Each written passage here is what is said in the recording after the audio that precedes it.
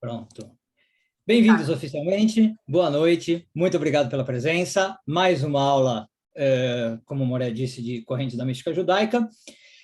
A gente vai terminar ainda alguns tópicos do Zohar, né? Lembrem que eu não consegui abordar tudo, porque também era muita pretensão da minha parte, em 1 hora e meia, falar de um livro como o Zohar, que é a obra-prima da Kabbalah. E hoje a gente vai entrar na Kabbalah na fase Safed e Lúria, né? Cidade de Tzfat e Lúria, tá bom? Então, eu vou retomar um pouquinho o que a gente falou de Zohar, fazer talvez aí uma breve revisão, e a gente avança no nosso assunto e entra em coisas novas, certo? Então, eu vou compartilhar a tela. Vocês, como sempre, vou pedir, por favor, me digam se estão vendo o slide certinho. Metsuyan. Sim, Metsuyan, Akol Beseder. Então, vamos lá. E deixa eu só ver, então, aqui que slide que paramos, para a gente ir dali para frente. E a gente também pegar os pontos que eu ainda não abordei do Zohar. Então, vamos lá. Vamos uma breve revisão, mas muito, muito breve mesmo, tá? Só para a gente voltar aos pontos que a gente estava, e aí a gente avança, como eu falei. Então, a gente viu que na outra aula a gente começou a estudar o que se pode chamar os primórdios da Kabbalah propriamente dita, né? A Kabbalah a gente pode localizar na França e Espanha, no início do século XIII. A gente falou que os acadêmicos consideram a Kabbalah surgindo como uma resposta ao racionalismo de Maimônides, né, que começa a falar que tudo que os místicos diziam era para ser entendido como metáfora, e os cabalistas vêm e falam, olha, Maimônides, não é bem assim, né? Vamos também entender que existe, sim, anjos, existe universos superiores, mundos superiores, né? E os cabalistas estavam basicamente preocupados com a questão de transcendência e imanência. Lembra que a gente discutiu isso, né? Eu explicar um Deus que é inacessível, transcendente, que não está no nosso mundo, mas que ao mesmo tempo ocupa o nosso mundo. E os cabalistas, então, ali do século XIII ou XII, 1100, 1200, estavam preocupados com essa questão. E esse grupo de cabalistas gera, ou basicamente talvez um cabalista, gera a obra-prima da Kabbalah, que é o Zohar. Segundo as pesquisas históricas, o Zohar teria surgido em Castela, em 1270, talvez com alguma variação, 1280, 1290, mas não muito mais do que isso. Em 1290 o Zohar já está composto, e é um livro que narra as viagens do Rabbi Shimon Bar Yochai com seu filho e alguns amigos, né? Cerca de 10, 11 amigos caminhando pela Israel do século II, no domínio romano, né? A gente discutiu por que o Rabbi Shimon Bar Yochai, né? O Rabbi Shimon Bar Yochai já era tido como uma figura mística por excelência, com uma comunhão magnífica com Deus, um cara de tão poderoso que só de olhar algumas pessoas ele matava essas pessoas, né? De tão pio que ele era. E a Israel do século II era uma Israel sob o domínio romano. Bem, e aí, quando o Zohar surge, obviamente que também foi atribuído ao Rabbi Shimon Bar Yochai, a gente vai voltar a esse ponto, mas a gente sabe que historicamente isso não se sustenta, né? A história vai falar, não foi o Rabbi Shimon Bar Yochai que escreveu o livro, mas é o que a tradição vai dizer para nós, tá? Bom, outra coisa que a gente falou, passando bem rápido porque é revisão, tá, pessoal? A gente falou que o Zohar não deve ser entendido como uma obra única, né? Que eu posso ler do início ao fim como um texto íntegro. O Zohar é composto por partes, né? E eu pus aí as partes para vocês. Então, o grosso do Zohar se chama Zohar al-HaTorah, é um midrash, tecnicamente falando, são comentários sobre a Torá. Eu falei que mesmo esses comentários não são íntegros no sentido que eles se dedicam por igual à Torá. Ele se dedica muito mais, por exemplo, a Bereshit e Shmot, os 2 primeiros livros, e quase nada aos 3 últimos livros, né? Levítico, Número e Deuteronômio. É muito mais ênfase em Gênesis e Êxodo. Depois falamos de outros livros, Sifra de Tzniuta, Idrar Rabá e Drazuta, a Grande e Pequena Assembleia, o Midrash Neilam, textos adicionais e textos, inclusive, posteriores, que a gente sabe que não foram compostos em 1290, talvez alguns anos depois, inclusive chamado Zohar Hadash, o Novo Zohar, os Tikunei Zohar e Uraya Mehemna, o pastor fiel, que é um trecho que fala de Moisés conversando com Elias, né? Recebendo ensinamentos de Elias. Então, aí a gente discutiu a questão da autoria, né? E algumas evidências, como eu falei. Como o Zohar aparece em 1290, e por várias questões que a gente trabalhou, eu não vou citar todas elas, o Gershon Scholem, né, traz essas questões, e a maioria dos autores hoje reconhece que quem provavelmente escreveu o Zohar foi Moshe de Leon, um cabalista que viveu na Espanha, tá? E a gente discutiu a questão, cuidado para não dizer que por isso o Zohar é uma fraude, né? O Moshe de Leon, quando ele fala que o Zohar é do Rabbi Shimon Bar Yochai, mas quem escreveu foi ele, a gente não pode falar que o Moshe de Leon estava fraudando o Zohar, né? Ou que ele estava fazendo isso por maldade. Lembra que a gente discutiu essa questão? O conceito de autoria era diferente. Opa, só um minuto, acho que a Mora Muriel quer falar algo? Sim. Por favor. E agora eu não consigo mais deixar entrar as pessoas, e tem muitas pessoas na sala de espera. Ah, eu ponho para dentro, então? Sim, por favor. Vamos lá. Que para mim essa função sumiu. Foi desabilitada. Pronto, pus todo mundo para dentro. Imagina.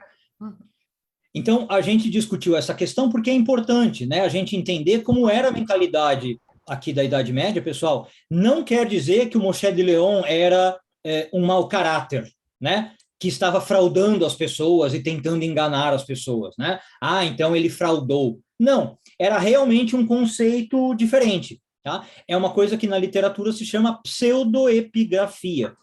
Era comum você atribuir o seu livro a outra pessoa, para dar mais credibilidade, enfim, por vários motivos, tá bom? Então, cuidado para não falar que é uma fraude, né? Que dá a ideia de um crime sendo cometido. Não é essa a questão. Tudo bem?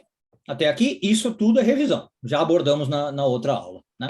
Aliás, eu também comentei, só para a gente ser mais completo, que o Gershon Scholem falava que o Zohar inteiro foi composto pelo Moshe de Leon. Hoje a academia também já reviu um pouco esse ponto e diz que não é provavelmente o Moshe de Leon, mas uma escola inteira. Talvez o Moshe de Leon e outras pessoas, né, colaboraram nessa escritura aí do Zohar. Bom, e aí a gente começou a falar de conceitos, foi aqui que eu não consegui abordar tudo, né, que o Zohar traz. Muito rapidamente também, a gente falou de 3 conceitos centrais no Zohar: Ein Sof, Sfirot e Shekhinah. Esses eram basicamente os conceitos que o Zohar trazia para resolver o problema que a gente comentou da transcendência e imanência, né, que eu brinquei com vocês, que era comer o bolo e ficar com o bolo inteiro, né? Como é que eu consigo explicar um Deus que é ao mesmo tempo transcendente e imanente? Então, Ein Sof é o Deus que eu não tenho como falar nada sobre ele, a gente chamou isso de teologia negativa, é um Deus inatingível, que eu só posso falar coisas negativas dele, né? Eu não tenho como atribuir coisas a ele. As Sfirot são as emanações divinas, muito simplificadamente dizendo, né? São coisas que saem de Deus, por dizer assim, e aí são aspectos de Deus que eu sim consigo falar, né, ou apreender de Deus, são atributos divinos, tá? E a gente discutiu que são em número de 10, segundo o Zohar, tá? E uma dessas Sfirot atribuídas a Malchut, né, a última dessas Sfirot, mais especificamente, seria a que está no nosso mundo e que compõe o nosso mundo, ou faz parte do nosso mundo, é uma Sfirah chamada Shekhinah, né, ou ligada a Shekhinah, e essa Sfirah, ela é a que está no nosso mundo, ela é ligada ao feminino, tá? E essa Sfirah tem todo um simbolismo, talvez os dos mais ricos, a gente falou bastante dela, eu vou voltar aqui um pouquinho nela para a gente falar, né? Essa Sfirah da Shekhinah, ela surge ali como uma figura bastante importante no Zohar, porque é aí o aspecto que não é transcendente de Deus, é o que está no nosso mundo e que eu posso, inclusive, segundo alguns cabalistas, visualizar. A gente falou isso. Alguns cabalistas tinham a visão da Shekhinah, né? E viam uma mulherzinha, a gente falou, uma senhorinha vestida de preto, chorando, lamentando, não é? Então, a gente falou aqui, ó, vou pôr o slide, a Shekhinah seria o aspecto feminino de Deus, ligado à Sfirah de Malchut, seria a própria presença divina de Deus. Aliás, a gente falou que o nome Shekhinah é isso em hebraico, né? é do verbo shachen, né? Estar presente, estar morando no mundo, e a gente falou da própria ideia de casamento divino, como se Deus casasse com o povo de Israel, né? E aí a gente falou do Shabat, de Shavuot, que a gente acabou de passar, Deus casando com seu povo no Shabat, a gente recebendo a noiva, né? Todo esse simbolismo é puramente cabalístico. Tudo bem? Isso também é revisão, né? Isso a gente já falou na outra aula. Bom, e aí ficaram dois conceitos que eu não abordei, agora eu quero entrar, e a gente vai entrar então em território novo. Bom, o Zohar traz um conceito que eu queria trazer então para vocês agora, e a gente com isso avança para o tema também de hoje, que é o conceito de Sitra Achra, que é uma expressão aramaica para explicar o mal, e eu queria falar desse conceito para vocês. Bom, para os rabinos e filósofos em geral, não para os místicos, tá? Não para os cabalistas e não para o Zohar. Em geral, tá? Grosso modo e simplificando, o mal é uma negação. O que significa isso? Se você perguntasse para um filósofo por que o mal existe, ou o que é o mal, eles diriam o seguinte: o mal é simplesmente a ausência de bem. E parece um jogo de palavras, mas não é. Eles falariam assim: sabe por que existe o mal? Porque o mal é onde Deus não está. Existe o mal no mundo porque Deus não está em alguns lugares. Ou eles falariam assim: do mesmo jeito que onde eu não ponho luz fica escuro, é assim que o mal existe no nosso mundo. Talvez vocês viram, até recentemente surgiu por aí uma corrente, essas correntes de internet, esses textos que circulam para a internet, e falava que Albert Einstein um dia teria respondido para o seu professor de teologia isso, né? O professor teria provocado Albert Einstein perguntando sobre o mal, e aí ele falou assim: mas professor, por que aquele homem é cabeludo? Isso significa que não existem barbeiros no mundo? E aí o professor falou: não, claro que existem barbeiros. Aquele homem é cabeludo porque ele decidiu não cortar o cabelo. Seria mais ou menos essa lógica, né? Então, o mal seria uma ausência de algo, mas não a existência de algo. Não sei se eu estou me fazendo claro, né? O mal não existe porque é uma existência real, uma entidade real. É só a ausência de algo. Bom, para o Zohar, não é esta a visão de mundo, né? O mal não é a ausência de algo, mas o mal é algo real. O mal existe como uma entidade, certo? Então, o Zohar vai ter toda uma explicação, páginas e mais páginas, explicando por que o mal existe, mais de por que o mal existe, como esse mal existe, e o Zohar vai começar toda uma doutrina que depois vai virar muito famosa da Idade Média para frente, lembra que estamos falando do século XII, 1200, 1300, que é a questão, vou pôr aqui no chat, da demonologia, o estudo dos demônios. A ideia de que eu tenho esse mal, inclusive muito bem estruturado, e a hierarquia do mal. Esse mal tem chefes, subchefes, serviçais, de modo que eu posso estudar a estrutura do mal. Essa ideia do Zohar vai, inclusive, para o mundo cristão, para o mundo católico, e isso começa a influenciar a igreja e outras religiões que nada tem a ver com o Zohar e com o judaísmo.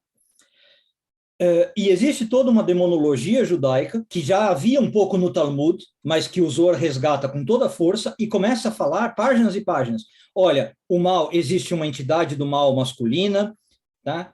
Que casa com uma entidade do mal feminina, e eles casam e procriam, e eles têm filhos, e eles têm netos, e eles têm bisnetos, e o Zohar explica todos esses demônios, esse mundo habitado por demônios, de uma forma extremamente hierárquica. Então, eu não vou entrar em detalhes, claro, sobre isso, mas, basicamente, o Zohar explica que o mal é um efeito colateral e esperado da própria criação. O Zohar explica que do momento que Deus, em Sof, se desdobrou e criou as Sefirot, como a gente falou na outra aula, era inevitável que também surgisse o mal. Como? Uma metáfora muito bonita que o Zohar dá é o seguinte: imagina que você é um ferreiro, trabalhando no ferro, e você vai batendo o ferro com aquele martelo. Inevitavelmente, quando você está batendo no martelo, o martelo no ferro, voam fagulhas do martelo. Essas fagulhas, diz o Zohar, são o mal. Então, se você está criando um objeto de metal, inevitavelmente vai ter como efeito colateral fagulhas de metal que você não vai aproveitar. E essa é a metáfora que o Zohar usa para explicar por que o mal existe. Se você está criando algo que é bom, que é o nosso mundo, Deus está criando a realidade de luz, não tem como não ficar o que se chama restolho. Se você é um joalheiro, é outra metáfora que o Zohar usa, e você está trabalhando o ouro, ou está trabalhando a prata, sempre vai ficar algo que é a sujeira do ouro, a sujeira da prata. Nunca toda a criação é pura. Vai sempre ficar um pouco de impureza. Essa impureza é o que restou, é o efeito colateral da criação, é a existência do mal. Então, o Zohar dá a entender que é quase que o inverso das Sfirot. As Sfirot são o sistema de pureza, e o que restou delas é o mal. Como é que se chama, então, esse inverso delas? O Zohar, lembra, foi escrito em aramaico, Sitra Achra. Sitra é o lado, Achra, outro. O outro lado das Sfirot. Então, eu criei um lado que é de pureza, mas do outro lado ficou a impureza.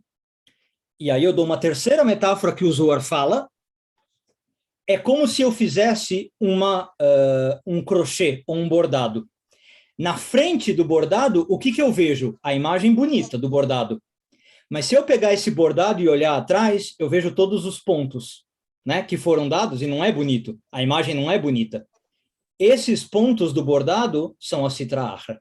Então, do lado da frente, eu vejo as Sfirot, lindas, e a realidade bonita como ela é. Mas atrás, eu tenho a Sitra Achra, o efeito colateral para ter criado esse bordado. Tá dando para entender? Então, o Zohar fala, não venham me dizer, filósofos, que o mal não existe, que o mal é uma negação. O mal é real. Se eu tenho a criação, eu tenho o oposto da criação. E isso é a Sitra Achra. Esse é o mal. Tudo bem? E aí o Bruno já está entrando numa questão que a gente vai falar na aula de hoje. A Sitra Achra é Klipot? Sim, mas o Zohar não vai chamar de Klipot. Quem vai chamar de Klipot é Lúria. E a gente vai falar no conceito de hoje. Tá bom? Tal qual um espelho, não é bem um espelho, porque o espelho não tem restolho, né? O espelho você mostra A, ele mostra A. Se o espelho tivesse um restolho, se tivesse uma impureza. As metáforas que o Zohar usa é isso. Você está trabalhando metal, sai, me fugiu o nome, faíscas do metal. Você está trabalhando ouro, fica impureza do ouro. Você faz um bordado, fica o lado impuro do bordado, o lado sujo do bordado. Tudo bem? Então, o Zohar vai falar, como eu disse, páginas e mais páginas sobre demônios, sobre como esses demônios surgiram, né? Como eles influem nos pecados humanos, como esses demônios fazem a gente pecar, errar, como eles fizeram Adão e Eva pecarem, né? O Zohar vê a cobra como um símbolo do demônio, e como até hoje esses pecados fazem, inclusive, efeito nos mundos superiores. Como cada vez que o ser humano peca, isso afeta nas Sfirot e nos mundos superiores. Portanto, o Zohar vai falar sobre todo esse outro lado, a Sitra Achra, vai usar um pouco do conceito que o Bruno já adiantou, mas depois a gente volta nele, as Klipot, e vai associar com uma figura que eu não vou entrar agora, os 7 reis de Edom. Os 7 reis de Edom é uma passagem bíblica super misteriosa, mas que basicamente fala que antes de haverem reis em Israel, havia 7 reis de Edom que morreram e governaram a terra. E isso é um prato cheio para o Zohar pegar e falar, sabe o que são esses 7 reis de Edom que governaram antes que houvessem reis de Israel? Nada mais, nada menos do que 7 reis malévolos que estavam justamente governando do lado do mal, antes que pudesse haver a estrutura de Israel. E vira o rei Davi, vira o rei Salomão, vira o rei Saul. Tudo bem? Também não vou entrar nisso, é só para citar. Quais que vão ser, na literatura zohárica, a gente falou na aula passada que o Zohar pega muito a questão do sexo, né? E a sexualidade, para bem e para mal. O Zohar vai pegar muita ênfase em como o sexo mal utilizado nos conecta com a Sitra Achra, nos conecta com esse mundo de demônios e com o mundo do pecado. Então, o Zohar tem páginas e mais páginas falando, por exemplo, como a masturbação e a menstruação feminina têm que ser encaradas ou tratadas com muito cuidado. E como um homem que se masturba ou que não cuida do seu sêmen, a gente chama isso em hebraico zera levatalá, o sêmen desperdiçado em vão, e como a mulher menstruada, se você tem uma relação com a mulher menstruada, que é a nidá, como isso pode gerar demônios. O Zohar traz muito essa ideia e muito esse conceito. Por quê? Porque a ideia, de novo, que o homem que está jogando sêmen em vão está fazendo o quê? Jogando o restolho, né? É uma energia pura que está sendo transformada em impureza. Como o artífice que está fazendo um metal, uma joia, e está ficando impureza. E a menstruação é a mesma coisa. Era algo puro, um óvulo que poderia ser fecundado, e agora está virando uma impureza. Se eu não cuidar dessa energia, se eu não cuidar desse sangue menstrual da maneira adequada, isso pode gerar demônios. Então, o Zohar tem páginas e mais páginas falando desse cuidado que a gente tem que ter. Tudo bem até aqui, pessoal? Tranquilo com essa ideia? Muito bem. Bom, e aí um outro conceito que a gente já trouxe, Torá e Mitzvot, esse eu vou passar mais rápido. O Zohar fala aqui a importância de eu cumprir Torá e Mitzvot, né? Como isso retifica o mundo, como isso retifica as Mitzvot. Bom, estão vindo um monte de perguntas, eu não vou abrir agora, senão a gente não chega no assunto que eu também quero chegar hoje. Daqui a pouco, qualquer coisa, lá no fim da aula, eu abro para isso. Então, aqui eu vou passar um pouquinho mais rápido. Pronto. E vamos avançar. Bom, difusão do Zohar. Pessoal, quando o Zohar foi publicado, vamos pegar a data de 1290, que a gente chegou, apesar do que muitos podem achar, o Zohar não fez muito impacto na comunidade judaica. Tá? No início, o Zohar ficou quase que exclusivamente entre cabalistas, entre pessoas que já tinham uma visão de mundo da Kabbalah, e quase que exclusivamente na Espanha, onde ele surgiu, ali na região da Catalunha. Né? Até não é muito difícil entender. Por quê? Porque o Zohar, como vocês estão vendo, tinham ideias, no mínimo, estranhas, não é? Não é um livro que as pessoas queriam estudar. Você falar que você estudava o Zohar, que você conheceu o Zohar, corria um grande risco, pessoal, de você ser considerado herege. Estamos falando do século XII, século XIII, não era um livro que você queria chegar no seu rabino e falar assim, rabino, conheci um livro que fala que eu sou a noiva de Deus, que eu estou casando com Deus. Rabino, você tem que ler o livro. Se você falasse isso para o seu rabino, a chance de você ser excomungado era muito grande. Né? Ou você chegar e falar, rabino, estou estudando um livro que fala de demonologia e você tem que ver. Fala de como Samael casou com a Lilith e os dois têm filhos demônios. Né? Era um livro com conceitos muito estranhos, com conceitos muito heréticos. Então, era um livro que a repercussão dele foi muito, muito pequena. Ele não causou muito rebuliço. Tá? Ele ficou num círculo muito restrito. Mas, aos pouquinhos, mas muito aos pouquinhos mesmo, ele começou a ser difundido entre cabalistas, tá? E, eventualmente, ele vai chegando em alguns lugares, como Itália, ele chega no Marrocos, que é perto da Espanha, né? O que separa ali é o Estreito de Gibraltar, eventualmente norte da África, tá? E algumas regiões do leste europeu, Alemanha para a direita, vamos falar assim, tá? E nesses lugares ele vai ganhando alguma aceitação, tá? Principalmente Marrocos e norte da África nesse primeiro momento, início do século XIII. Tá? Bom, quando o Zohar começa a ser difundido, a gente pode falar que basicamente 3 atitudes frente ao Zohar. Tá? As pessoas que conhecem o Zohar, que recebem os manuscritos do Zohar, têm basicamente 3 atitudes frente a ele. Ou as pessoas... A primeira atitude é, eu quero entender o que é esse livro. Que livro louco é esse? Como eu estava falando aqui antes da aula, é um livro de 7.000 páginas. Algo de importante deve ter nesse livro. Eu não quero menosprezar esse livro, mas, ao mesmo tempo, não é um livro fácil de entender, até do ponto de vista linguístico, como a gente falou. É um aramaico estranho. É um aramaico que não é o aramaico do Talmud, que os rabinos conheciam. Não é um aramaico babilônico, né? Então, muita gente tentava entender do ponto de vista, inclusive, linguístico, aprender o aramaico do Zohar. A segunda atitude que muita gente tinha é, tá, eu quero ler esse Zohar para mostrar que ele é baboseira. Eu vou provar que esse livro aqui é uma baboseira, que não tem sentido nenhum, que isso aqui é para jogar no lixo e que isso aqui é uma literatura herética. E aqui eu pus o nome de um dos grandes rabinos que mais tentou fazer isso ao longo da vida, um homem chamado Isaac de Acre, ou às vezes o nome em inglês da cidade é Akko, né? Isaac de Akko.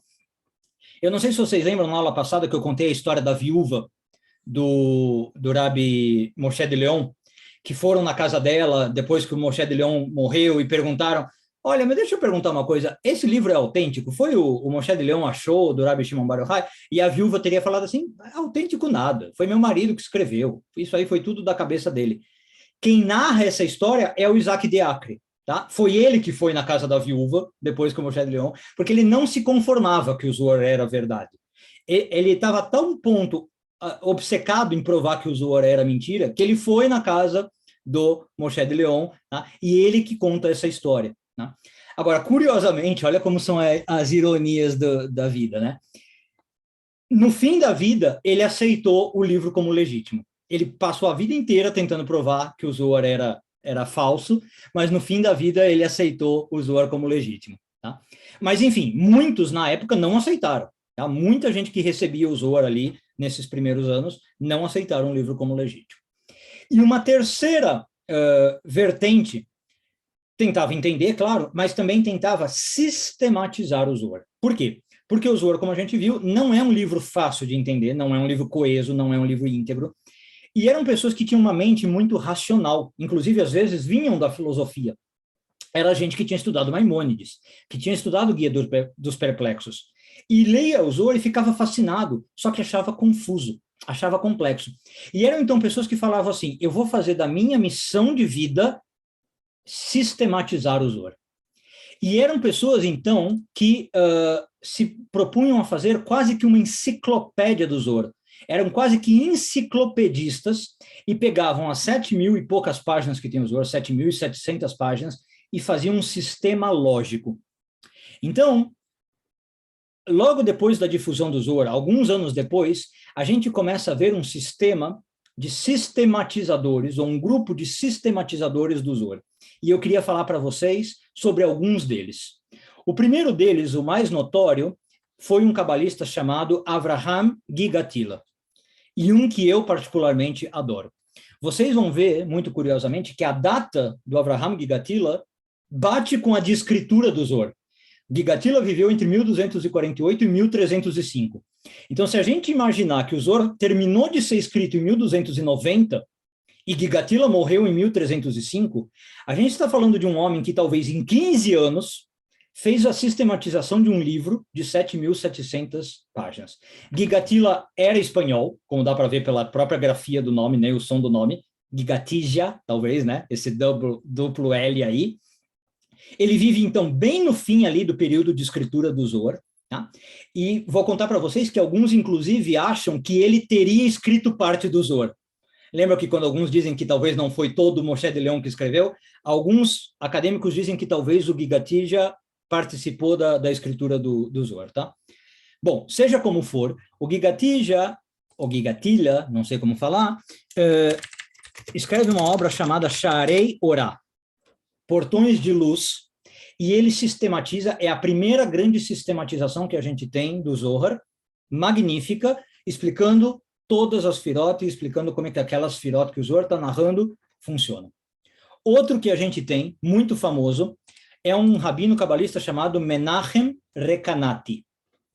Também vejam a data como bate bem com a época que o Zohar está sendo escrito, de 1223 a 1290. Recanati, ele faz um comentário sobre o Zohar, ele tem várias outras obras sobre a Torá também, e por causa do Recanati, alguns dizem que o Zohar não foi terminado em 1290, talvez antes, porque veja que o Recanati morre em 1290, né? Bom, o Recanati, ele é principalmente importante porque por causa dele o Zohar chega na Itália. E quem conhece um pouco de história vai saber que a Itália nesse momento está vivendo o quê, pessoal? O auge do Renascimento. A Itália nesse momento era um hub de cultura, né? Um hub, como algumas pessoas gostam de falar. E foi por causa do Recanati e dos seus comentários ao Zohar que o Zohar chega na Itália e dali chega ao Marrocos. Então, o Marrocos vai ser, por muito tempo, pessoal, e até a Idade Moderna, até o século XX, um ponto importantíssimo de Kabbalah, tá? Por muito tempo. A cidade de Fez, no Marrocos, vai ter uma comunidade judaica enorme e muito vibrante, repito, até o século XX, e uma comunidade muito mística, muito, muito ligada a Kabbalah. é quase que um ramo de Kabbalah à parte, tá? Existe uma linha de Kabbalah que a gente pode falar Kabbalah marroquina, basicamente, tá? Aliás, um parênteses, 3 linhas de Kabbalah aqui que a gente pode falar. A Kabbalah do Marrocos, a Kabbalah do Iêmen e a Kabbalah do Iraque. 3 linhas de Kabbalah muito, muito fortes. A gente não vai abordar aqui nesse curso, tá? Por que eu estou falando isso? Só para vocês não terem a ideia, com tudo isso que eu estou falando, que a Kabbalah é um fenômeno europeu, né? Para vocês não ficarem achando que a Kabbalah ficou na Espanha, na Itália e daqui a pouco vai para a Alemanha, quando a gente começar a falar de racidismo, tá? A Kabbalah vai para o norte da África e para países árabes e tem uma linha cabalística muito, muito forte. A academia, a universidade, agora está começando a fazer pesquisas sobre essa linha de Kabbalah, marroquina, iemenita, e qual que eu falei? Iraqui, né? Iraquiana. Mas agora que isso está começando a ser estudado. Por exemplo, não sei se vocês já ouviram falar, um dos maiores cabalistas de todos os tempos que a gente teve recente, Itzhak Kaduri, era da linha iraquiana, né? Era de Bagdá, nasceu em Bagdá. Enfim, só um parênteses aqui. Tudo bem, até aqui? Começa a surgir uma linha de sistematizadores do Zohar, certo? Ásia Central, José, exatamente. Começa a ir para a Ásia Central, talvez o melhor nome, né? dessa região. Aliás, também só um parênteses aqui, eu pus até um slide para falar, porque a Kabbalah, um foco do meu curso aqui, eu estou tentando mostrar para vocês como o misticismo judaico não é uma coisa íntegra e coesa, e existem linhas de misticismo, né? Escolas de misticismo. Então, aqui nós também estamos falando do Zohar, e podemos chamar de uma escola que se chama Zohar. Pessoal, existe uma Kabbalah que começa a se desenvolver nessa época, e eu não vou abordar aqui porque não é o foco do curso, mas é quase que uma Kabbalah paralela ao Zohar. Talvez a gente possa abordar, se sobrar tempo, em algum momento do curso, mas eu queria só mencionar para ela não passar batido. É uma Kabbalah que na academia se recebe basicamente 2 nomes, tá? É a Kabbalah chamada teosófica ou a Kabbalah profética. É a Kabbalah introduzida por um homem chamado Avraham Abulafia. Repito, eu não vou abordar aqui, isso não está no programa do curso, qualquer coisa depois a gente fala dela, mas basicamente Avraham Abulafia é um homem que, até onde a gente sabe, não conheceu o Zohar, apesar de viver na época do Zohar, tá? Pelos seus escritos, ele não menciona o Zohar, ele nunca leu o Zohar, tá? Ele vive de 1240 a 1290, então é bem na época que o Zohar está sendo escrito, tá? Ele é da Espanha, mas ele é um peregrino, ele anda por toda a Europa, inclusive ele chega até o Iraque, e Abulafia é um cara que não conhece o Zohar e ele está preocupado com outro tipo de Kabbalah.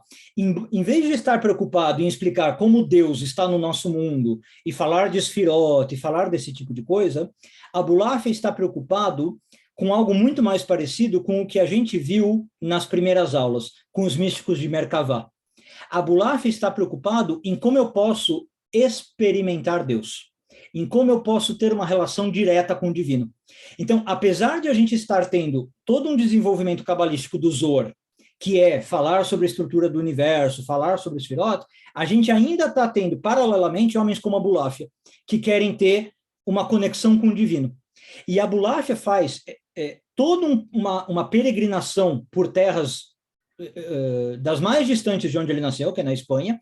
Ele passa por sociedades místicas como sufismo, ele vai conhecer o sufismo, né, nos países muçulmanos, islâmicos, e ele vai trazer toda uma linha de, como eu estava falando, Kabbalah teosófica ou profética, em que ele vai produzir exercícios meditativos, exercícios respiratórios. Eu não sei se vocês já ouviram falar dos dervishes, aqueles sufistas que rodam e rodam e giram com roupas que parecem saias para entrar em estados de êxtase, né? E nesses estados, o que eles tentam fazer? Encontrar Deus. O Abulafia pega tudo isso e traz para a Kabbalah, e faz isso com o alfabeto hebraico e com a língua hebraica, e exercícios complexos de meditação em palavras hebraicas, exercícios com vogais. É uma coisa linda. Eu tenho aqui as obras completas de Abulafia, aqui no quarto do lado, onde é a minha biblioteca, né? 13 volumes. São textos tão complexos, inclusive em hebraico, é uma edição muito complexa, não dá para confiar muito que os textos sejam bem editados, né? Mas para você ter ideia, é uma cabala tão complexa, né? E tão bonita, toda paralela ao Zohar, acontecendo ao mesmo tempo que o Zohar está se difundindo, mas numa outra direção, totalmente diferente do que o Zohar está preocupado. Tá? Aqui eu só queria realmente mencionar. Aliás, do ponto de vista histórico, a Abulaf é uma figura muito interessante. Né? Duas historinhas básicas que eu queria contar. Por que a Abulaf vira um andarilho? Eu não sei se vocês já ouviram falar. Ele conta em seus diários, em seus escritos, que ele estava atrás de um rio místico chamado Sambatyon. É um rio contado no Talmud, na tradição judaica, que teoricamente é onde as 10 tribos perdidas de Israel se encontravam.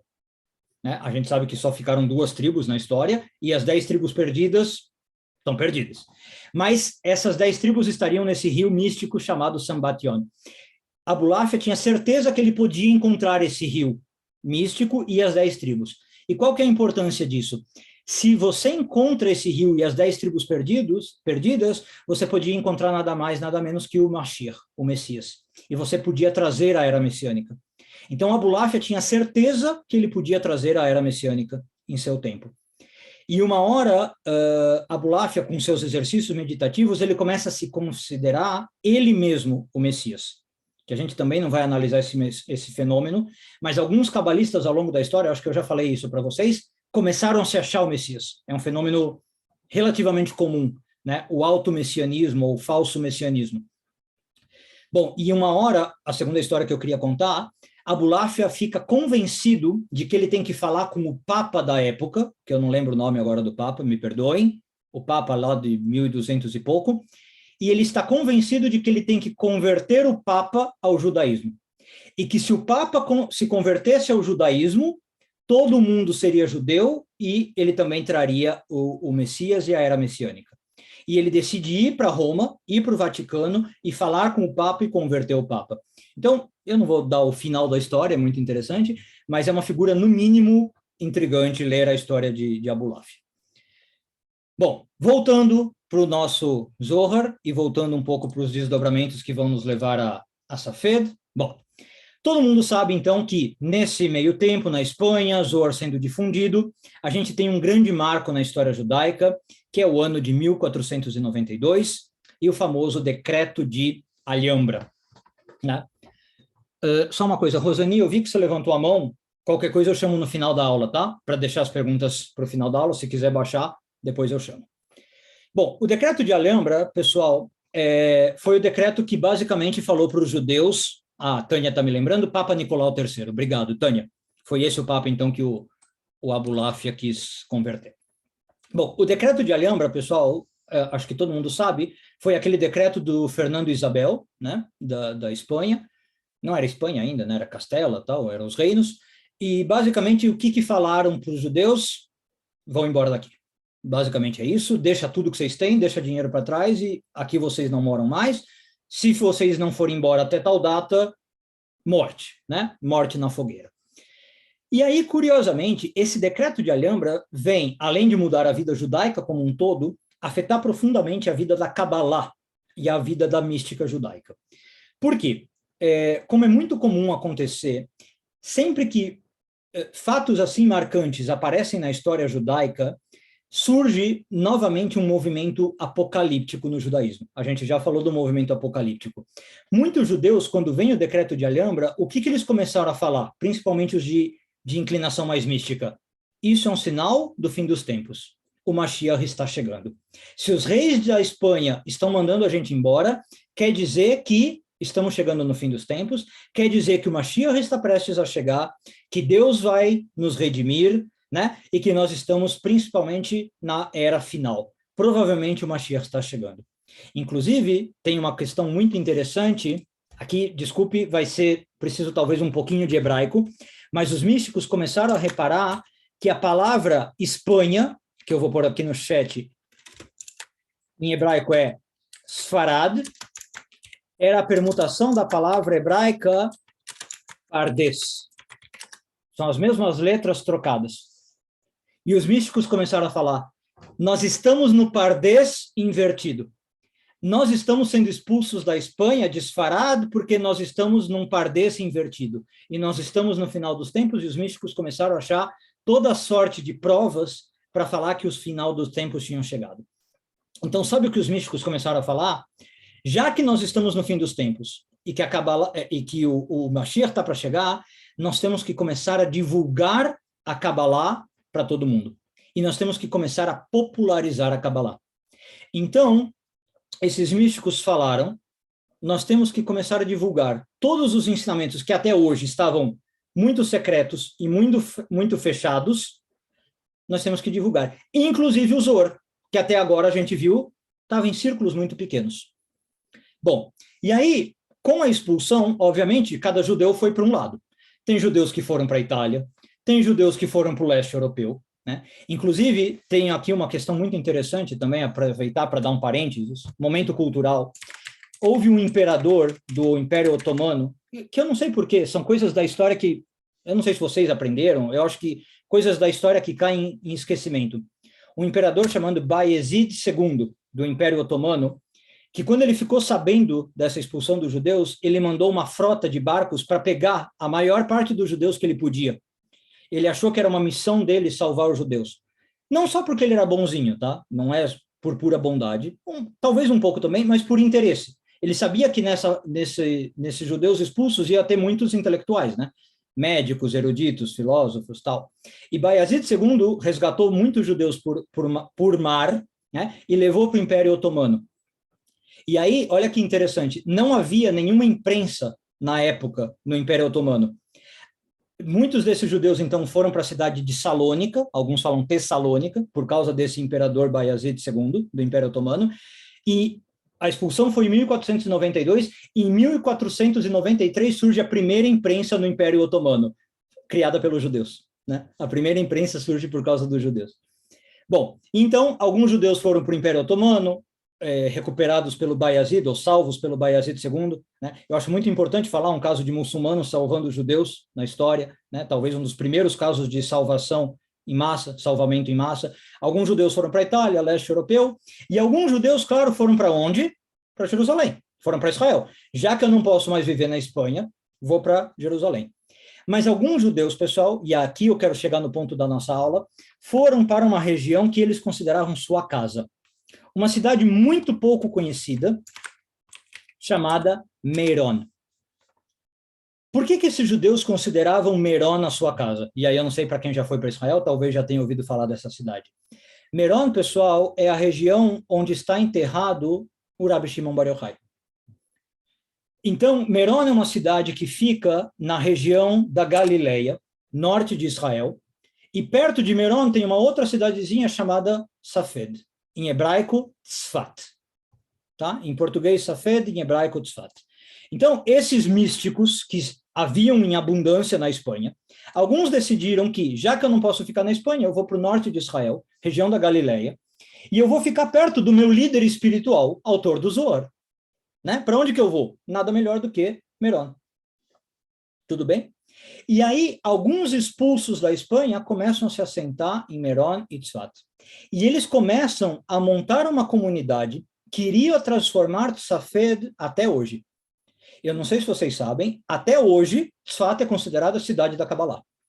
Isso começa aqui, em 1492. Então, nós temos já pelo menos 4, 5 séculos de Tzfat reconhecida como a cidade da Kabbalah. E até hoje você pode ir em Tzfat e tem lá centro de Kabbalah, arte de Kabbalah sendo vendida, você pode se encontrar com um cabalista que vai ler seu mapa astral, como alguém perguntou, e vai ler sua mão, e vai ler sua testa, e vai falar da sua reencarnação. Daqui a pouco a gente fala de tudo isso. Tzfat virou um centro de Kabbalah. Isso começa aqui com o decreto de Alhambra, tá? Bom, com essa comunidade que começa a se instalar em Tzfat, vinda dos expulsos da Espanha, também começam a surgir novos sistematizadores do Zohar. Não na Espanha, não na Europa, mas em Tzfat. 2 dos principais são Meir Ibn Gabbai e Moshe Cordovero. Tá? Bom, Meir Ibn Gabbai eu não vou focar muito nele, porque eu quero falar um pouco de Moshe Cordovero, que é um dos principais aqui. Moshe Cordovero, pessoal, é um dos grandes nomes, sem dúvida, que vai se estabelecer nessa cidade de Tzfat e vai revolucionar a Kabbalah em tudo o que aconteceu desde 1100, quando a gente falou que a Kabbalah pode ser considerada início, até agora 1500. Tá? Moshe Cordovero era um homem com uma cabeça maravilhosa. Ele era realmente um enciclopedista. Algumas fontes dizem que ele tinha nada mais, nada menos que uma memória fotográfica. Era um homem que o que ele lia, ele guardava. Ele conhecia Mishnah de cor, Talmud de cor, e quando ele conheceu o Zohar, ele decorou as 7.700 páginas do Zohar. A gente não sabe se é verdade ou não, às vezes é lenda, né? Muitas vezes o problema de trabalhar com história é isso também. A gente nunca sabe se o que estão falando de uma pessoa é real ou é mito, né? Que veio depois. Mas, enfim, Moshe Cordovero tinha por objetivo, como eu falei, sistematizar o Zohar e explicar tudo o que o Zohar estava fazendo para que as massas, as pessoas pudessem ler o Zohar. E ele acreditava que com isso ele traria o Mashiach e a era messiânica e ajudaria, por exemplo, que tudo que estava acontecendo na Espanha, a expulsão da Espanha fosse revertida. Não preciso dizer que Cordovero é um nome português-espanhol, né? A família de Cordovero foi expulsa da Espanha e ele tinha essa missão. Bom, não feliz em fazer uma obra de sistematização do Zohar, Cordovero fez 2 obras monumentais. A primeira grande obra dele foi escrita em 1548 e se chama Pardes Rimonim. Estou pondo aqui o nome no chat, tá? Pardes Rimonim, que em hebraico significa o pomar das romãs. É uma obra que, se não me engano, a minha versão aqui em hebraico tem, acho que 32 volumes, para vocês terem uma ideia. Então, 32 volumes explicando ponto a ponto do Zohar de maneira sistemática, como uma enciclopédia. Tá? Só não está organizado por alfabeto, mas explicando cada um dos pontos. E aí, como eu falei, ele acabou o Pardes Rimonim, se não me engano, ele tinha 32 anos quando acabou o Pardes Rimonim.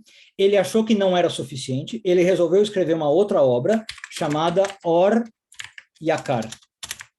Luz preciosa, luz magnífica, algo desse tipo, tá? Essa segunda obra, para vocês terem uma ideia, é tão volumosa e tão magnífica que ainda não há uma versão moderna lançada. Eu tenho uma versão que está sendo publicada desde os anos 60, está no volume 24 e ainda não acabaram, em hebraico moderno. Não pensaram nem em traduzir ainda. Está prevista para acabar em 2040, pelo que eu já contatei o editor, e talvez vai ter 48 volumes, alguma coisa assim. Então, o homem era uma máquina, uma enciclopédia, né? E nesse Or Yakar também comentando o Zohar. Então, é tão grande que nenhuma editora moderna ainda se arriscou a publicar o Or Yakar, porque eles não sabem se é rentável o projeto, né? Infelizmente, editoras também pensam em lucro. Elas não publicam só coisas que são boas, elas querem ver se vai dar dinheiro. Então, 2 obras monumentais. Outra obra maravilhosa do Cordovero, que eu recomendo, que aí não tem nada a ver com sistematização do Zohar, mas muito mais palatável, um livro chamado Tomer Dvora. Alguns traduzem como a tamareira de Débora ou a palmeira de Débora. São problemas de tradução, né? Qual que seria a árvore da Débora? Esse livro está traduzido para o português, eu já vi na Sefer, acho que tem até mais de uma tradução, tá? E é um livro muito interessante, esse é fininho, dá para ler em 40 minutos, tá? Corrido, não para entendê-lo em 40 minutos, dá para ler em 40 minutos. Mas é um livro que o Cordovero pega as Firot e usa elas para fazer um sistema ético. Ele fala o seguinte, olha, Keter significa que você deve se comportar de tal e tal modo. Hesed significa que você deve se comportar de tal e tal modo. E ele cria todo um sistema ético, que na Kabbalah a gente chama Mussar, baseado no sistema de Sfirot. É um livro lindo e maravilhoso, recomendo. Esse é bem palatável e bem didático. Procurem Tomer Dvora, Palmeira de Débora, Tamareira de Débora, e vocês vão ver que lindo é o pensamento de Cordovero, como é um pensamento claro, didático e direto, e vão conhecer um pouquinho da árvore da vida, vão conhecer um pouquinho de Sfirot. Tudo bem até aqui, pessoal? Vou dar uma pequena pausa. Tranquilo? Maravilha. Bom, então eu citei aqui um nome que se destacou em Tzfat. Quero citar alguns outros nomes que, infelizmente, eu não vou poder me aprofundar por questão de falta de tempo, mas que também não poderia passar sem mencionar. O professor do Cordovero, tá, era um homem muito, muito legal, chamado Shlomo Alkabetz. tá? Eu vou jogar no chat. Ele é um pouco conhecido por uma questão litúrgica. Vocês sabem por quê? Alguém conhece Shlomo Alkabetz? Alguém já ouviu falar dele? Ele compôs uma reza muito famosa. Ah, muito bem. Lecha Dodi. Agora tá aí a questão que eu não sabia. Não sei se vocês sabiam. Lecha Dodi é uma canção cabalística, uma oração cabalística. Foi composta por Shlomo Alkabetz. Tá? Eu não sei se vocês lembram na aula passada, eu falei que o serviço de Shabbat que a gente faz até os dias de hoje é basicamente um serviço cabalístico, tá? O moldes do Shabbat que a gente tem até hoje, a ideia do Lecha Dodi, de encontrar a noiva, de receber a noiva e tal, Shlomo Alkabetz em Tzfat, Ilan, exatamente. Ele era contemporâneo do Cordoveiro, inclusive, eu sempre tenho uma confusão com esses nomes, me desculpem, pessoal. Eu nunca lembro o que é genro, sogro, nora, tal, mas ele era uma dessas coisas do Cordoveiro, tá? O Cordoveiro casou com a filha do Alkabetz. Então, eu não sei se é sogro, genro, nora, alguma coisa assim, mas eles se casavam entre si, eles conviviam entre si, tá? O Shlomo Alkabetz, então, era professor e sogro do Cordoveiro, ou genro do Cordoveiro, não sei, e brother-in-law, em inglês. Em inglês eu sei que é brother-in-law do Cordoveiro, e é o compositor do Lecha Dodi, tá? Grande místico que vivia em Tzfat junto com o Cordoveiro, tá? Também veio dos expulsos na Espanha. Outro grande místico que viveu na Tzfat da mesma época, conhecia o Alkabetz, conhecia o Cordoveiro. Vou jogar também no chat para ver se vocês sabem. Yosef Karo. O que Yosef Karo escreveu? Vamos ver quem lembra. Talvez vocês não conheciam ele como místico, mas com certeza já ouviram falar de Yosef Karo. Inclusive, a gente viu ele no primeiro módulo de Pensadores Judeus. Ahá, Shulchan Aruch, né? Ele ficou talvez muito mais conhecido como legislador, né? Escreveu a obra magna, a obra-prima do judaísmo, que é o Shulchan Aruch, livro de leis, a mesa posta, né? Que é basicamente um sistematizador também, né? Mas o Yosef Karo era um grande místico, um grande estudioso de Kabbalah, um grande estudioso de Zohar, né? E ele vai para Tzfat porque ele tem uma revelação. Ele ouve uma voz que diz basicamente para ele, você tem que ir para Tzfat, onde estão os maiores místicos da época. O Yosef Karo, ele tinha uma coisa que a gente comentou, um Magid, um líder espiritual, um guia espiritual. Aliás, ele conta isso num livro dele chamado Magid Meyesharim. Não sei se tem tradução, é um Magid de justiça, né? E ele diz que o Magid dele era a Mishnah. O próprio espírito da Mishnah falava com ele.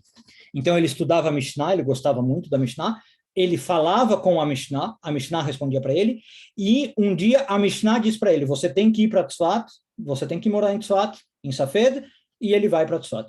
Ele vai morar em Safed, tá? Aliás, se algum dia alguém for para Tzfat, para Safed, todas essas pessoas que eu estou falando, dá para visitar o túmulo delas no cemitério, tá? Tem o túmulo do Cordoveiro, tem o túmulo do Alkabetz, tem o túmulo do Yosef Karo e tudo mais. Tudo bem até aqui, pessoal? Tranquilo? Bom, e aí, claro, uma das figuras que aí eu queria entrar com vocês, e a gente vai ficar provavelmente nela até o fim da aula, e provavelmente vai entrar na próxima aula, Isaac Luria, né? É outro grande nome que vai para Tzfat, e aí a gente vai entrar na Kabbalah de Luria. Segundo a tradição, Isaac Luria chega a Tzfat no próprio dia em que Cordoveiro morre, tá? A gente não sabe se isso é realmente verdade ou não, é o que diz a tradição, a história não tem como provar. Mas no próprio dia em que Cordoveiro está morrendo, no dia de enterro do Cordoveiro, Luria está chegando na cidade, tá? A tradição conta isso como se fosse uma espécie de continuação, né? Cordoveiro é um grande sistematizador, morre e fica meio que um vácuo na cidade de Tzfat. Quem vai ser o grande mestre? Próximo grande mestre. Quem vai ser o próximo grande professor? Chegaria Luria no mesmo dia, né? Então é como se saiu um grande luminar de cena, entrou o novo próximo luminar. Então, Cordoveiro e Luria são os dois grandes sistematizadores, tá? Bom, Luria, ele fica conhecido, na verdade, é uma daquelas figuras interessantes que ele mesmo não escreveu nenhum livro. tá? Aliás, tem uma piadinha no meio acadêmico, né, que eu ouvi do meu professor e repasso para vocês. Não sei se vocês lembram o Moacir Amâncio, né? No primeiro módulo ele esteve aqui com a gente. A pior coisa que tem no meio acadêmico, se você quer ser famoso, é escrever um livro. Se você escrever um livro, esquece, você nunca mais vai ser famoso. Para ser famoso, você não pode escrever nada. Você tem que deixar que os outros escrevam. Você só pode ser carismático e esperar que algum aluno seu escreva os livros. Então, Jesus não escreveu nenhum livro, Maomé era analfabeto, Ilúria não escreveu nada, os grandes nomes nunca escreveram, quem escreveu foi alguém para eles. Sócrates não escreveu nada, né? Lúria é dessas figuras. A gente só sabe o que Lúria ensinava porque ele tinha um grande aluno chamado Raim Vital, né? E foi o Raim Vital que pôs todos os ensinamentos do Lúria por escrito. Se não fosse o Raim Vital, a gente não ia saber quem é Lúria. Então, no meio acadêmico, a gente diz assim, se você escrever um livro, esquece, nunca mais vão saber quem você não tem fama nenhuma, depois que você morrer, ninguém mais vai saber quem você é. A chave para o sucesso no mundo acadêmico é não escrever nenhum livro. Bom, o Raim Vital, ele era aluno do Cordoveiro. Quando o Cordoveiro morre, ele conhece o Isaac Luria. Bom, na época que Luria chega na cidade e conhece o Raim Vital e eles começam a estudar juntos e o Raim Vital começa a publicar, aqui, pessoal, a gente já está falando de uma época. Lembra que o Zohar foi escrito em 1290?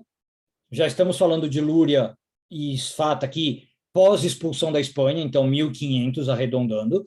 Nesta época, o Zohar já tinha se tornado um livro bem mais aceito, tudo bem? Já tinha se tornado quase que um livro canônico. Ainda tinha gente que recusava, mas basicamente todos os judeus já aceitavam, e as interpretações do Lúria daqui para frente vão se tornar quase que sinônimo de Kabbalah. Você falar que você estuda Kabbalah sem conhecer Lúria é basicamente a mesma coisa que falar, não, você não está estudando Kabbalah. Tá? A tal ponto que, como eu disse para vocês, vai surgir uma escola, vamos chamar, de Kabbalah luriânica. Né? As pessoas vão começar a falar de Kabbalah luriânica. Lúria vai virar, digamos, a autoridade de como estudar Zohar. Né? A sistematização do Lúria vai virar a referência de Zohar.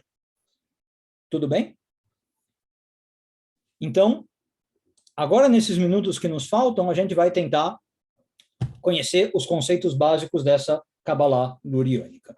Obviamente, como aconteceu com Zohar, eu não vou ser exaustivo, eu não vou falar de todos os pontos de Kabbalah luriânica, por vários motivos. Primeiro, porque é impossível. O Leonardo está lembrando que o Buda também não escreveu nada, exatamente.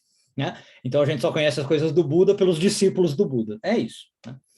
Então, a gente não vai falar, claro, exaustivamente da Kabbalah luriânica, né? Até porque é impossível,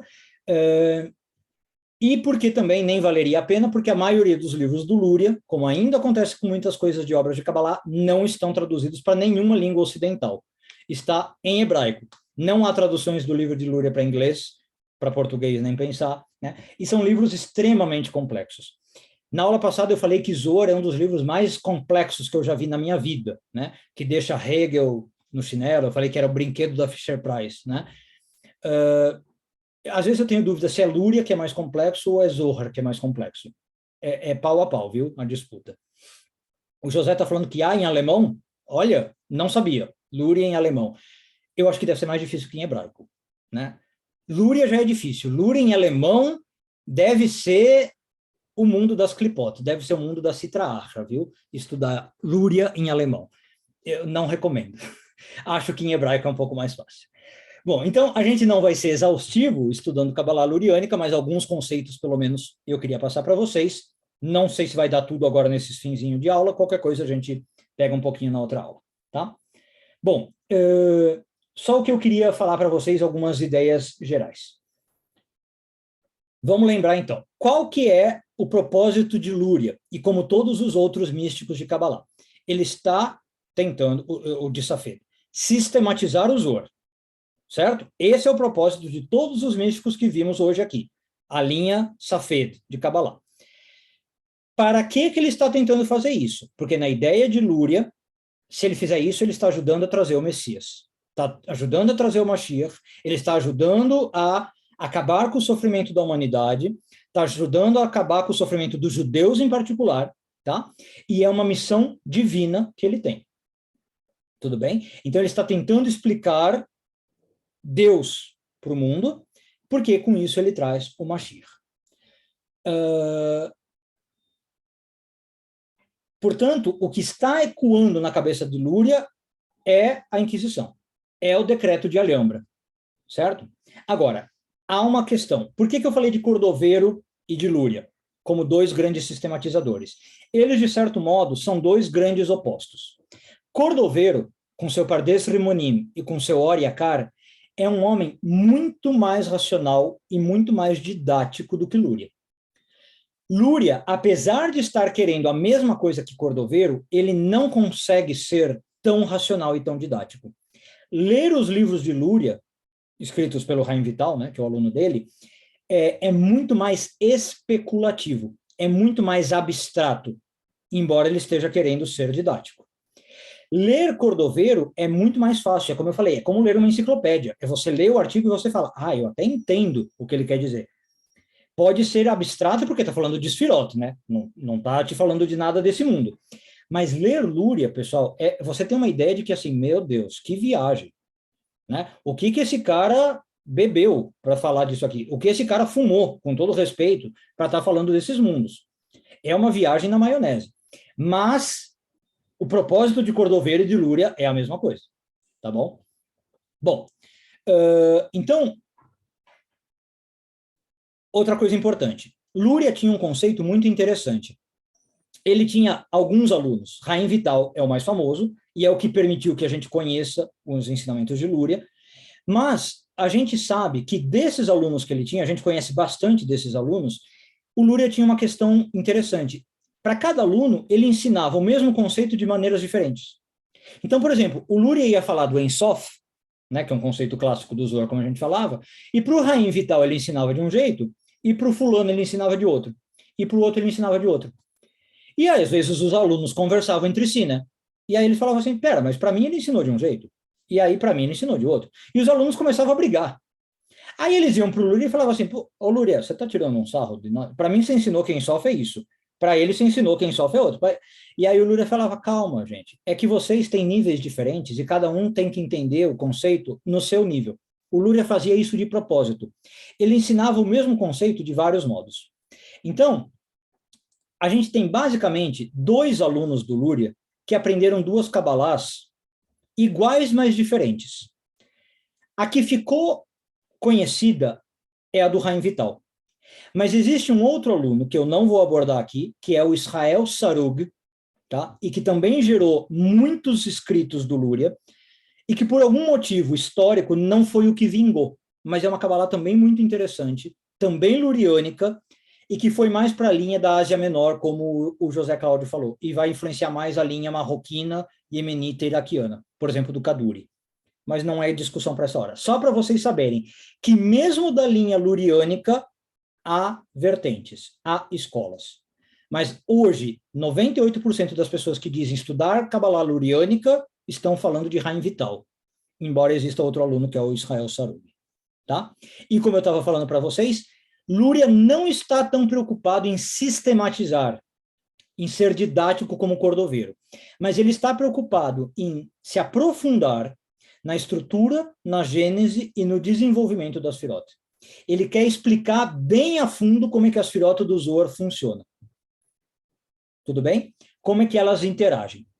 Em hebraico, pessoal, a gente chama disso Seder Hishtalshelut. Hishtalshelut é uma palavra um pouco capciosa para traduzir, mas seria desenvolvimento ou desdobramento.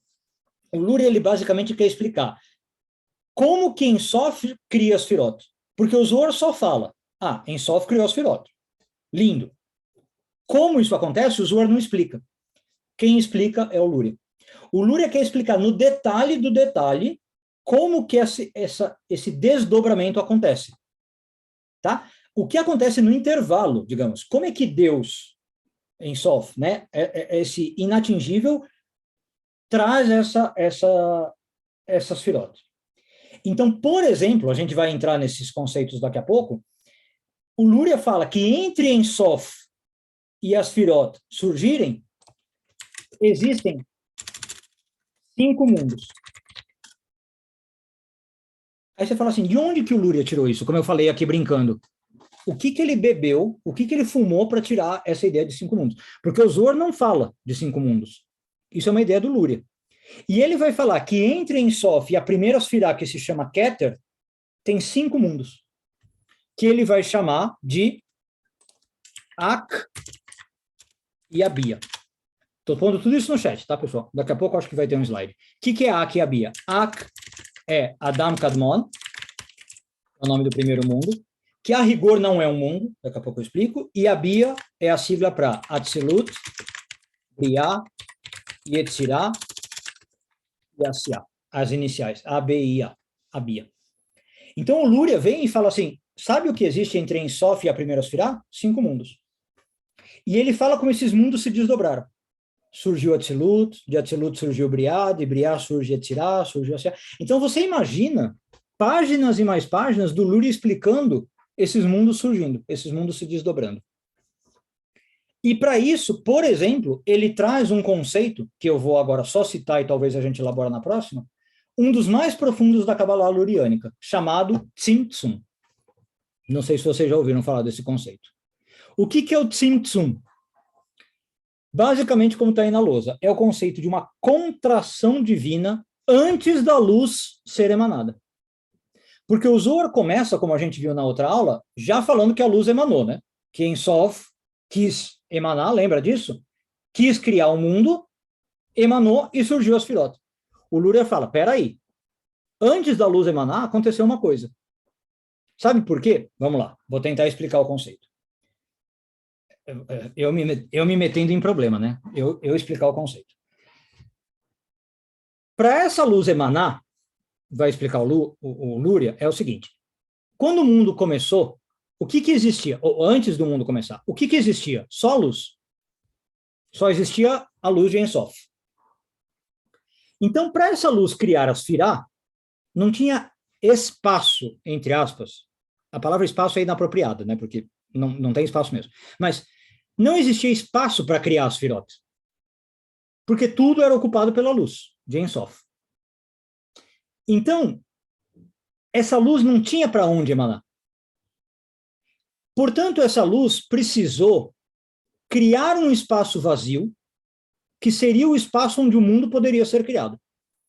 Essa luz precisou criar um local onde ela não estava, para que esse espaço vazio fosse o local de criação do mundo.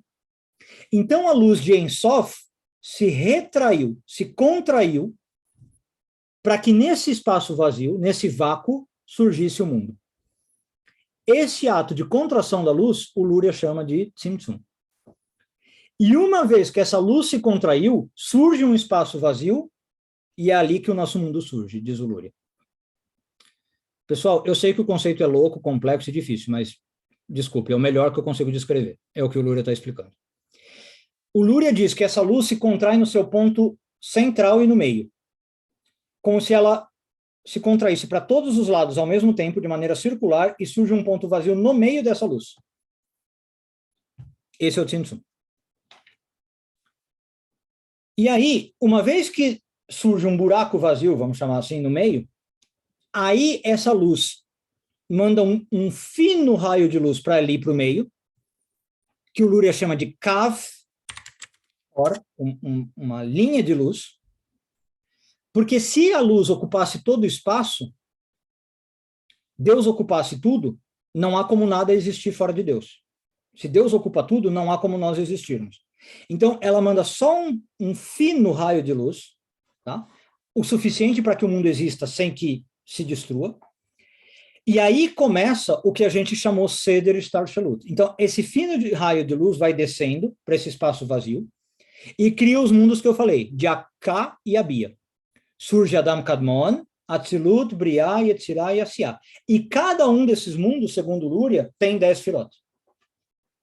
Então, eu tenho 10 Sfirot dentro de Adam Kadmon, 10 Sfirot dentro de Atzilut, 10 Sfirot dentro de Briah, 10 dentro de Yetzirah, 10 Asiá. Então, de repente, o Luria já fala, você achou que era 10 Sfirot porque você leu o Zohar errado. Na verdade, são 50 Sfirot. 10 em Aká, 10 em Atzilut, 10 em Briah, 10 em Yetzirah, 10 em Asiá. E nós estamos em Malchut de Asiá, na última esfirá aqui embaixo. Mas antes disso tem 49 esfirot. E nós estamos no fundo do poço, literalmente. Nós somos a última das últimas esfirot. Mas antes disso teve todo um desdobramento dessa luz até chegar aqui.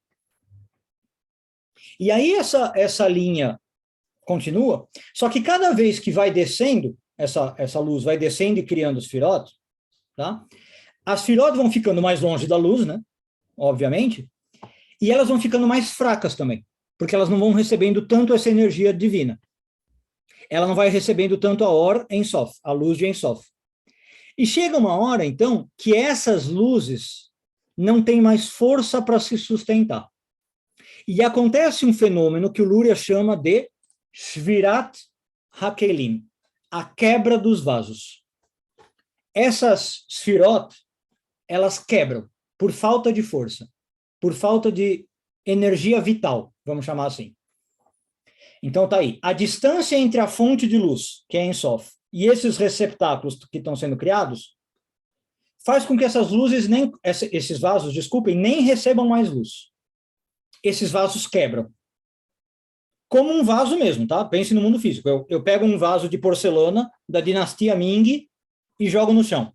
E eles espatifam.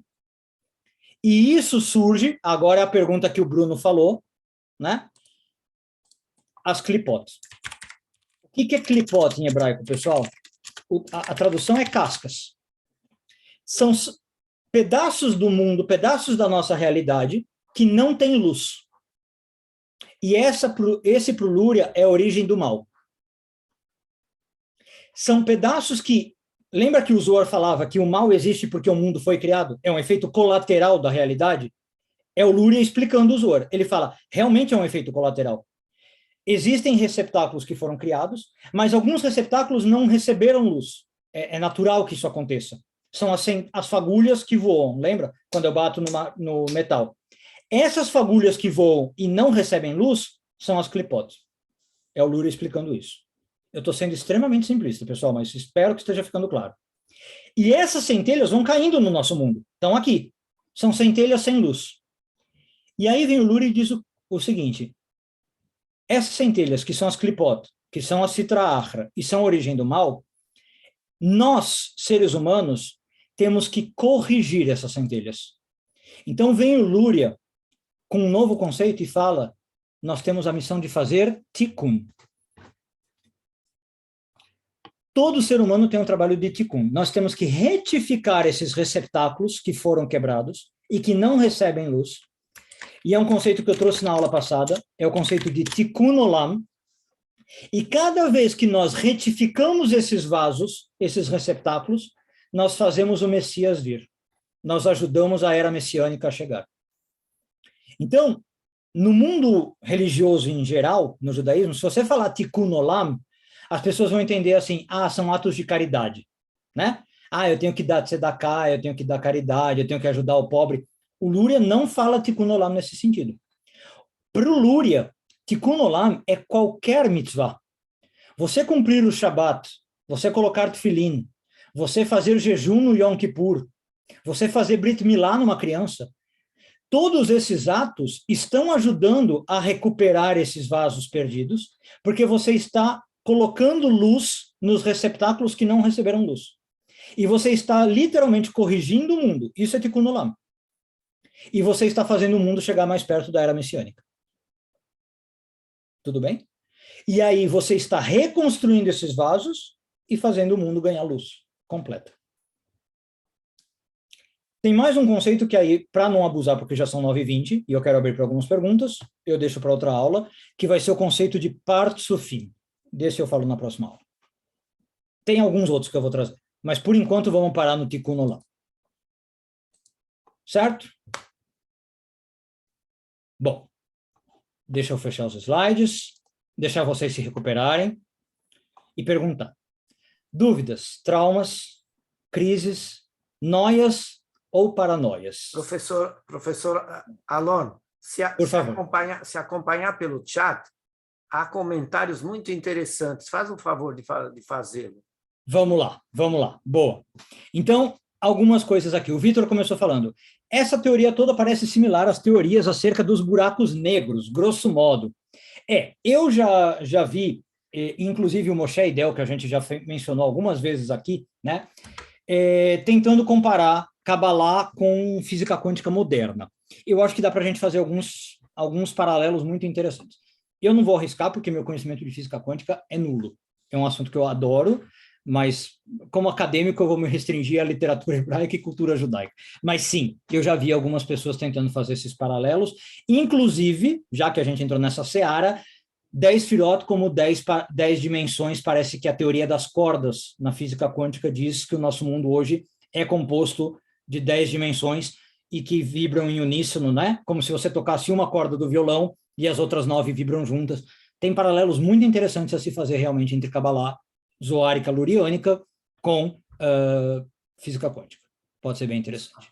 Michele Urraia, isso se eu olhar por outros ângulos, eu vejo mais Sefirot? Então, é difícil entender o que o Luria está querendo dizer com 10 Sefirot em 5 mundos, né? Será que ele está falando de universos paralelos?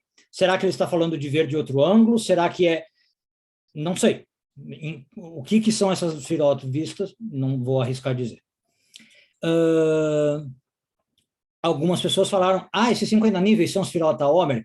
Certamente uma das associações que o Luria faz é isso. Tá? Que no Sefirot HaOmer, quando você conta 50 dias, você estaria contando as Sefirot de cada mundo. Então, um dia é Malchut de Yassiá, o outro dia é Malchut de Yetzirah, o outro dia é Malchut de Briah e de Atzilut, e você estaria subindo, até que, eventualmente, no Shavuot, você chegou em Keter, lá de cima, e estaria restaurando o mundo inteiro. É um jeito de pensar, certamente. Que mais? Rebarbas, trabalho de Tikkun, Tikkun Olam. Os vasos quebrados podem ajudar a integrar Klipot, elevando centelhas ao divino. É exatamente isso. Integrar Klipot é o Tikkun, né? A ideia é muito visual no caso de Luria. É como pegar um jarro quebrado, como eu falei, pegar os caquinhos, passar Super Bonder, cola os caquinhos e eu reintegro o vaso. Talvez não fique aquela maravilha, né? Você vai ver ali a linha onde quebrou o vaso, mas você fez o vaso inteiro de novo e restaurou o vaso. Tá? É isso. Carlos, Tikkun é então aumentar o bem para que o mal se retraia. Eu não sei se é tão simplista assim, Carlos. Tikkun é você cumprir a Torá e as mitzvot, e cada ato que você faz reflete no mundo cósmico, no mundo superior, e cada ato físico mexe no mundo superior, você mexe na estrutura do divino, propriamente dito, nas Sefirot, e você restaura a harmonia. Para o Luria, pessoal, não há engano. Você segue a Kabbalah, ou você cumpre os preceitos cabalísticos através da Halachá, da lei judaica. É cumprindo Torá e Mitzvot que você restaura o mundo. É basicamente isso. Bruno Nardelli, há algum livro com tradução para o inglês ou português que aborde diretamente as Klipot? Não que eu saiba. Não que eu saiba, como eu falei, não há nada do Luria traduzido. A maioria dos livros do Luria não foi traduzido. Tá? Vasos quebrados, Tikkun, integrar o outro lado. Ok. Pelo que eu vejo, Rosani e Leonardo têm dúvidas. Se quiserem abrir o microfone. Moré Simão, se você viu algum outro comentário do chat que eu não respondi, quiser trazer, por favor, fique à vontade. Rosani, por favor, se quiser abrir o microfone. E depois o Leonardo. A Rosani está com a mão levantada desde aquela hora. Não sei se ela quer falar mesmo. Acho que não. Leonardo, vai você então, por favor. Bom, boa noite. Tá bom. Noite.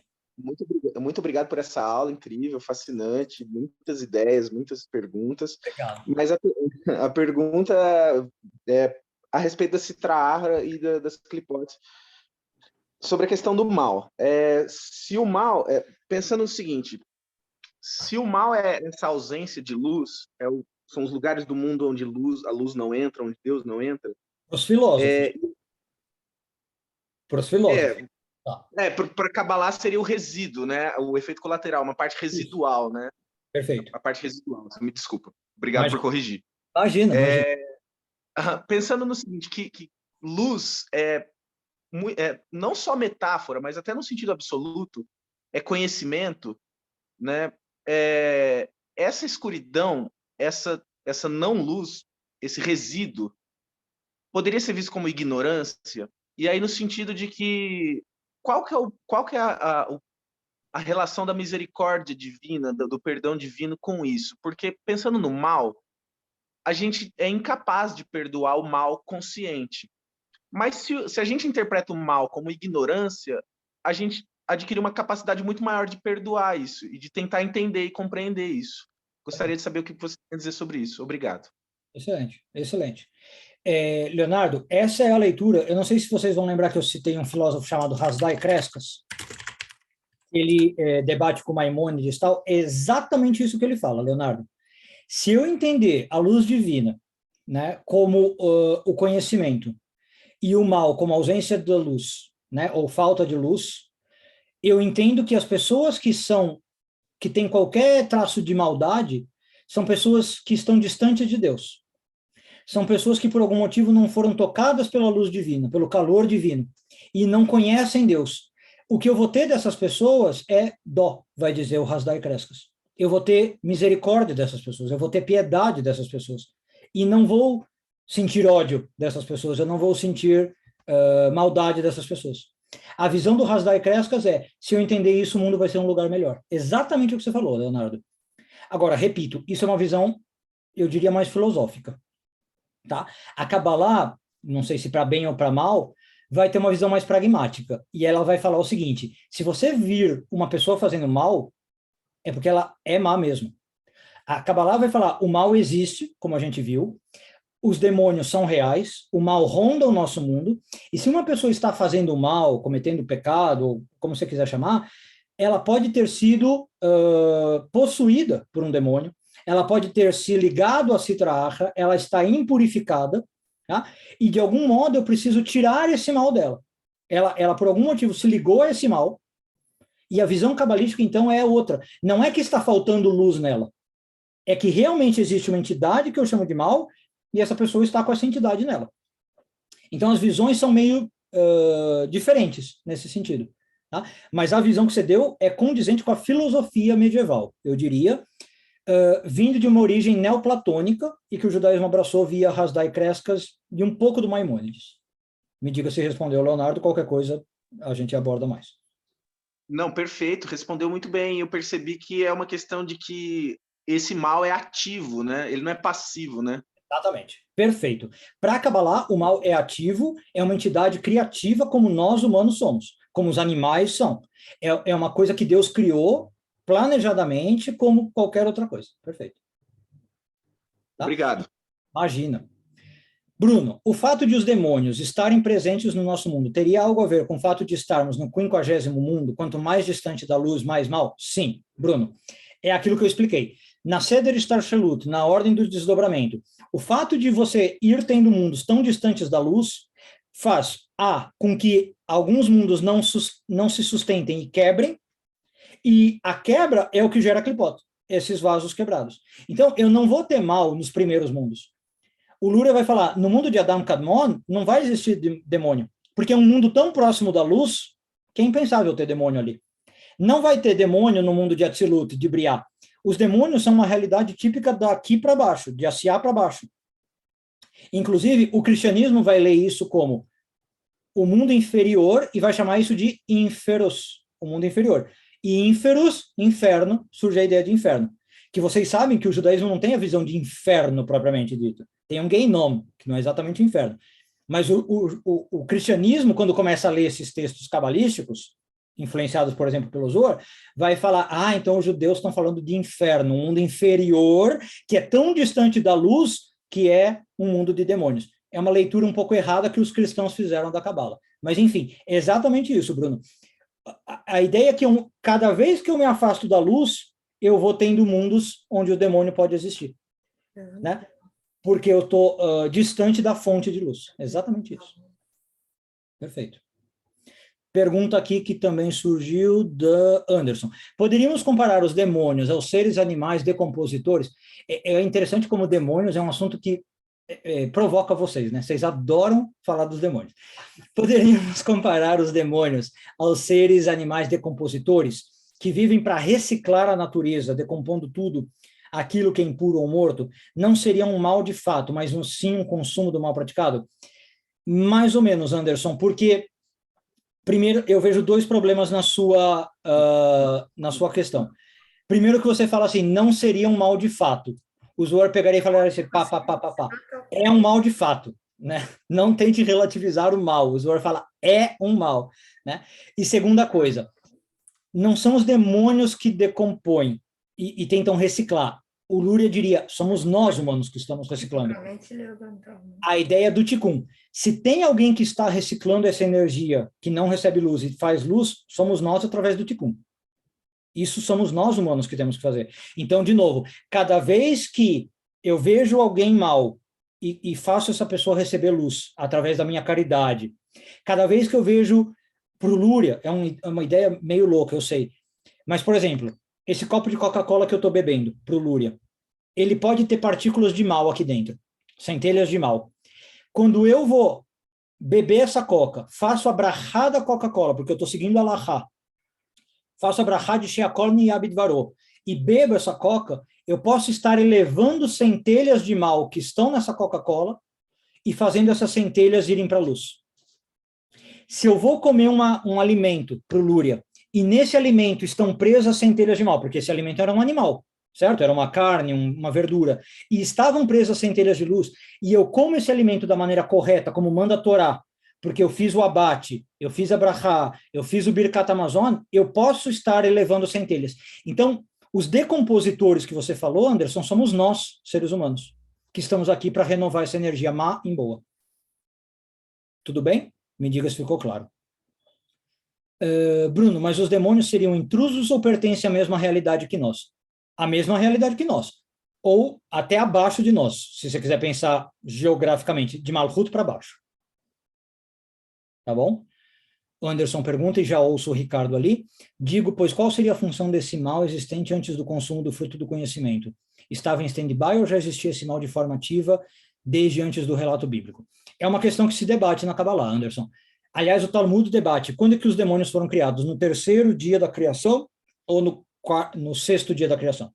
Tem uma discussão do Talmud sobre isso. Eles foram criados logo antes do ser humano comer, Adam comer, o fruto, ou no terceiro dia. Aí a gente entra num debate teológico que eu não vou abordar aqui. Tá? Rosane, não. Não, Ricardo, que é uma pergunta, e Morá Muriel ou Moré Simão. Vamos lá, Ricardo, por favor.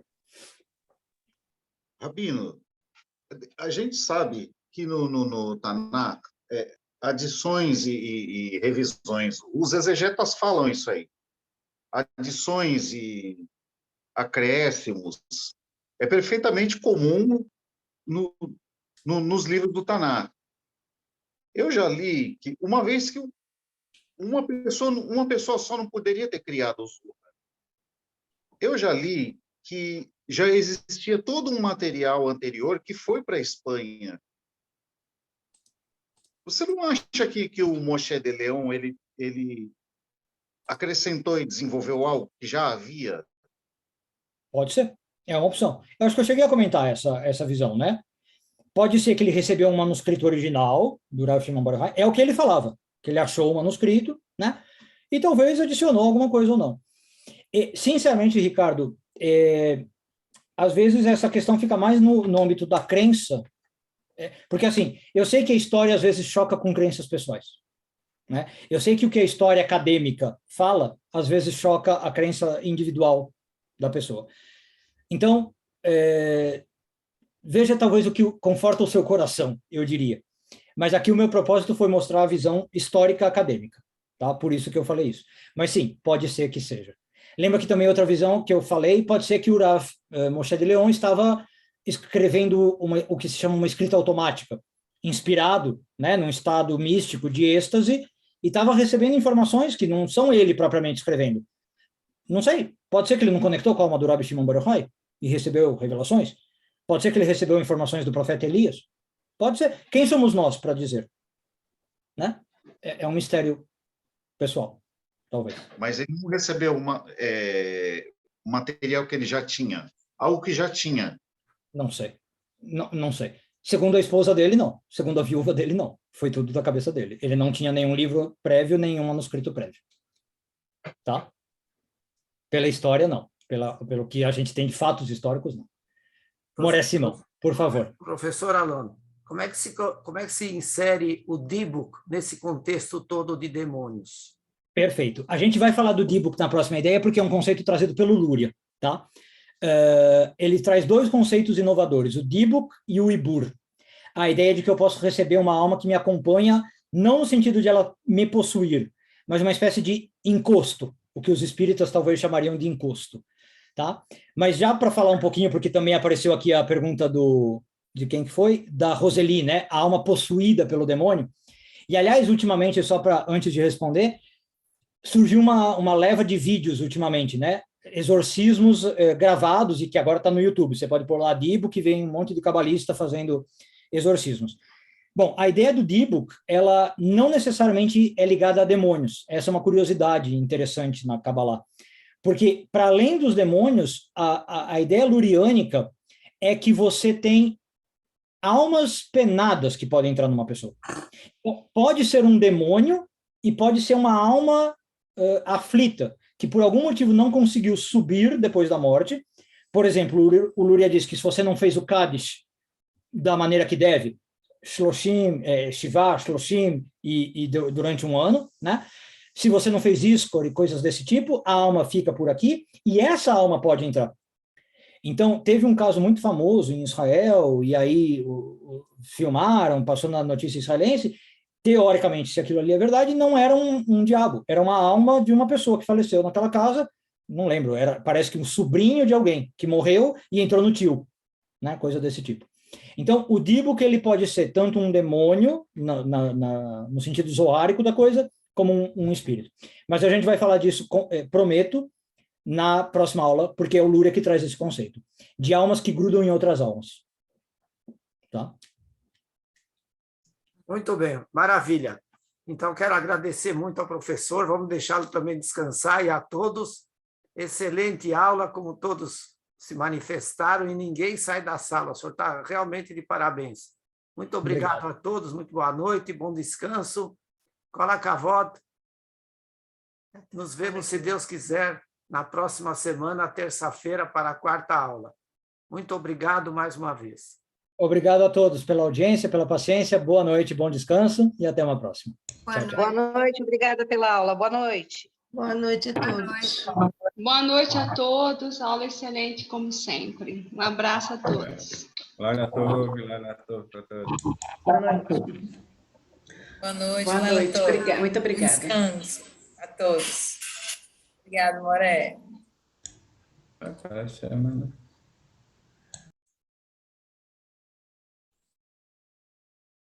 Lalatov, Muriel, Lalatov, Lalatov, Franciane, bom te ver. Lalatov, bom ver vocês também. Bom descanso para vocês. Bom descanso. Boa noite. Tudo de bom. Boa semana. Boa noite. Vocês também. Obrigada. Boa noite.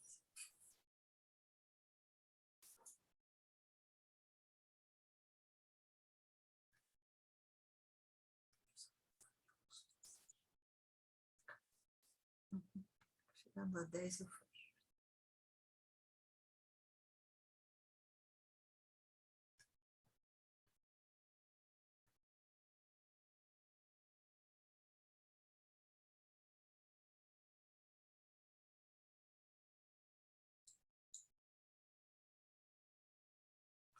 Eu vou fechar a sala. Boa noite a todos.